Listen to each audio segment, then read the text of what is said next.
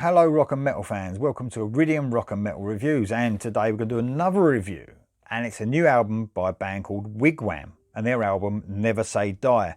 So if you've never heard of Wig Wam, Norwegian band, and you would probably describe them as glam metal, I suppose, especially the stuff that they've done before this album. This album's released on Frontiers Records, and obviously it's out today, 22nd of January, so it's the third release today of heavy rock, melodic heavy rock stuff that's an excellent release. And like I say, this is a great album. Let's just get that from the get-go. Now this band split up in 2014. They've had a bit of a break, they've come back, and they've got a slightly different sound. I wouldn't say it was really far away from what they were, but they have matured a little bit. This is their fifth album. I'd say they've also become a bit mature musically, also lyrically. I don't know if anyone's heard of Steel Panther. I'm not comparing this band to Steel Panther, but they had that sort of humorous side to them where they didn't take themselves too seriously. But they wasn't like Steel Panther. They wasn't a parody of heavy rock music, but they like to, you know, they had comical lyrics sometimes. And like I said, they didn't take themselves too seriously. But this one does a little bit more. They still got sense of humour in their lyrics, but they've got lots of sort of different styles as well throughout this album, which is really cool. Production is absolutely brilliant, spot on. The guitars are high up in the mix. It's quite heavy at times, really heavy, but never forgetting melody. It's a melodic hard rock band. So musically, the whole band are just at the top of their game. The vocalist, I think I'm pronouncing this right, Arj Sten Nielsen, is an amazing vocalist and can really hit some heights.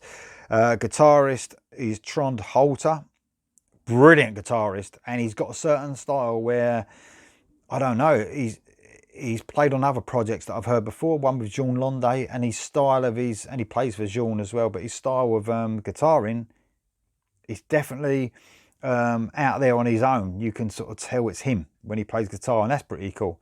Bass guitarist Bernt Jansen, and drummer is Øystein Andersen. I'm hoping I'm pronouncing all those names right. I'm terrible at pronouncing names. So, like I said, this is melodic heavy rock music, really catchy stuff. They obviously highly influenced by the 80s, which is not a bad thing. And they were another band that 35 years ago, they probably would have been a big band. They probably would have been a huge band back then and would have been a lot of people's favourite band. So the 80s are back, man, but if in some ways, some of the music's even better. It's even better. So let's run through it track by track. First track is like a little intro called The Second Crusade. It's like a minute intro, and it's quite cool actually because it's almost like an 80s synth music movie soundtrack sort of sound. It's quite cool. I do like the intro, you know, even though it's not a proper track. And then but bang, we go into the first single, Never Say Die. I never thought I'd see this day. Let it all just fade away. And that's the price to pay.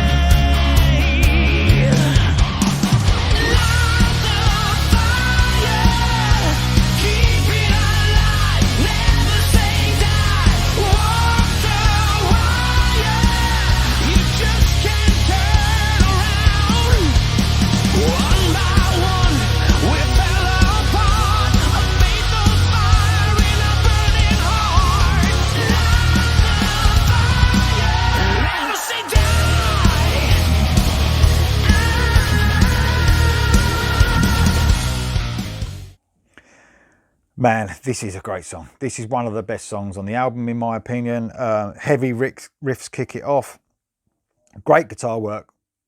And that's just not on this song all the way through the album. This is a real driving, heavy song. Catchy chorus. The bass, man, on this album, the production is spot on because the bass is just rumbling underneath. The bottom end of this album is great. Absolutely great. Never Say Die is a great kick-off track. Next track, Hypnotized. This is really cool song as well. One of the standout tracks. Really funny at the beginning of this, of the singer Arj, I think that's how you say his name, sort of gives a Coverdale type whoa, like a real deep one before it goes into the song. It just sounds like David Coverdale, which was quite a cool touch. Then it kicks in riff heavy again. Love the stomping chorus, very, very catchy. This song's got a lot of attitude, very cool. The band have in general got a real cool sort of sound to them, a vibe. Great guitar work again, especially the breakdown. There's a lot of guitar breakdown at 2:20 before the solo. Absolutely amazing song, brilliant. Next up, Shadows of Eternity, another rocker, but never letting up with the melody. Let's not forget the melody that this band have got. They don't do a song without melody for it. It is so melodic, huge sounds, full of hooks.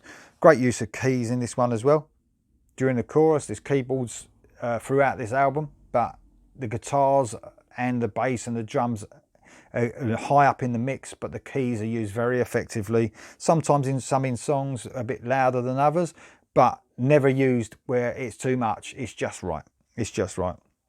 Next one, another single, Kilimanjaro.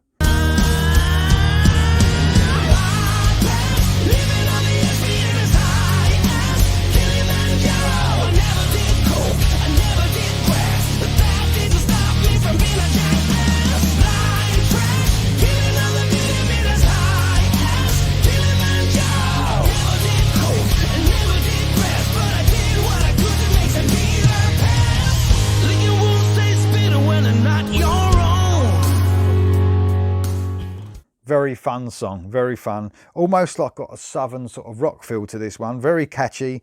I can understand it being a single. It does sound like a single. Like I said, it's got a huge chorus, very catchy. I can imagine this when they actually get out on the road, it'll be a crowd favourite, I'm sure. An actually cool song, Kilimanjaro. Next up, Where Does It Hurt? So proper metal riffing going on this. It's a real heavy song. This is satisfy like the people who like the heavier side of Wig Wam. And yet again, never forgetting that melodic side, but they got some real driving riffs, some real, when they hit you heavy, the guitar is really cutting through. Great song, Where Does It Hurt? Next song, bit of a strange title, but My Kaleidoscope Arc. This is the ballad of the album.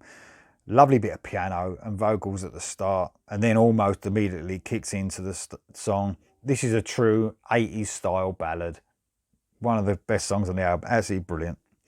Next up, Dirty Little Secret. Another fucking heavy riff kicking this one off. Another one to satisfy the rockers, you know, like this band. It's like a heavy rock and roll sort of vibe to this. Real 80s heavy rock and roll. Good song. Next up, Call of the Wild. So this one's got a lot of small intro at the beginning. And then the song kicks in yet again, riff heavy, cool chugging riffs during the verses. And then when he sings over the top, he's brilliant.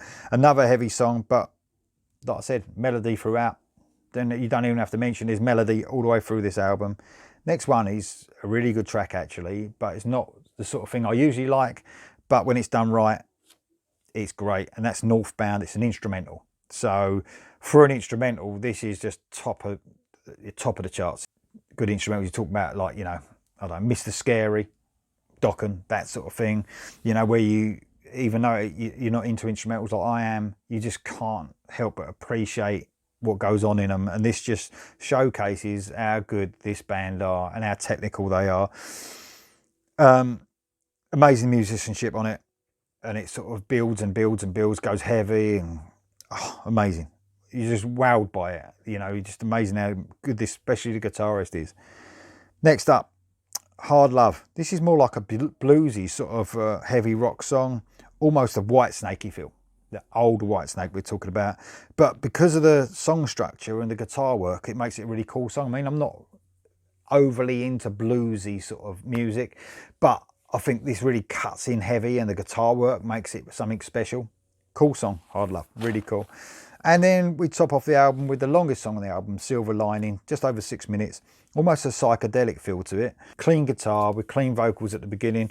Extended guitar solo on this is it's amazing, absolutely amazing. Obviously taking up quite a bit of that 6 minutes. The song builds and builds and builds. A great closer. You know, this is a real good return for Wig Wam, because their first couple of albums, especially the second album, was really, Wig Wam Mania was a really, like, my favourite album from them. And then their albums slowly, for me, they weren't as good. but I think this is a real return to form, and I like their mature sound. The producer they've got in, I'm not sure who's producing this album actually, but the producer they've got in for this, he just showcasing the musicianship. Like I said, the bass rumbles, the drums are thumping, the guitars are up in the mix, and the keys are just at the right level. It's a real cool sound, a real energetic sound they got going here, and I think it's great. I think it's great.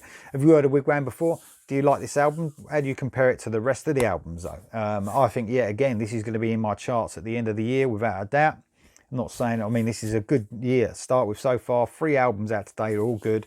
Let me know what you think of the album, and if you want to subscribe, please press the red button, bottom right hand corner.